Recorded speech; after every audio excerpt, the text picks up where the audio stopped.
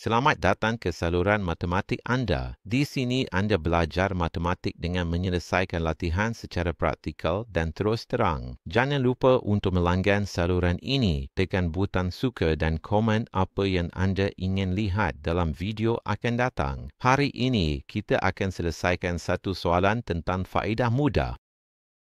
John telah melaburkan 1,200 dalam satu pelaburan yang memberikan faedah mudah sebanyak 2% sebulan.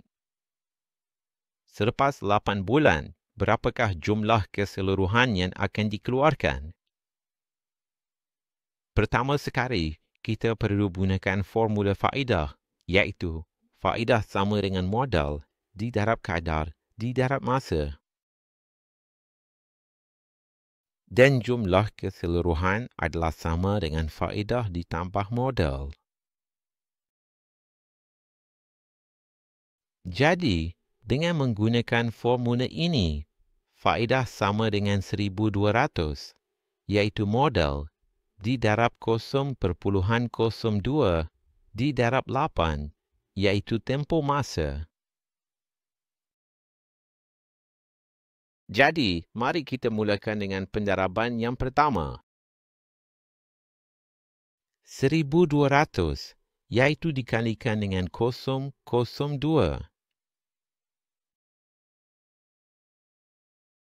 2 kali sifar, sifar. 2 kali sifar, sifar. 2 kali 2, 4. 2 kali 1, 2. Berapa tempat perpuluhan di sini selepas titik perpuluhan? 1, 2. Jadi, gerakkan titik perpuluhan pada hasil 2 tempat. 1, 2. Jadi yang ini kita potong, kan? 0 selepas titik perpuluhan tak dikira. Jadi hasilnya ialah 24. Jadi, sekarang, faedah sama dengan 24 darab 8. Mari kita selesaikan di sini. 24 kali 8. 8 darab 4, 32, bawah 3. 8 kali 2, 16. Tambah 3, jadi 19.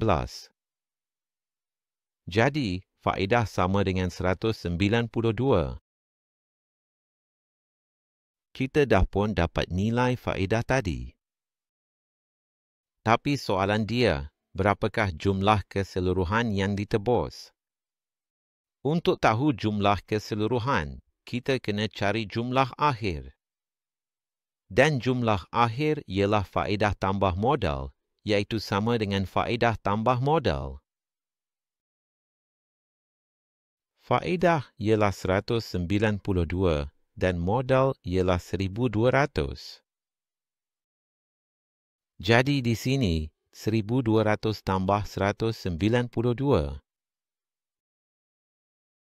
0 tambah 2, 2. 0 tambah 9, 9. 2 tambah 1, 3. Dan 1 ulang semula. Jadi, jumlah akhir ialah 1,392.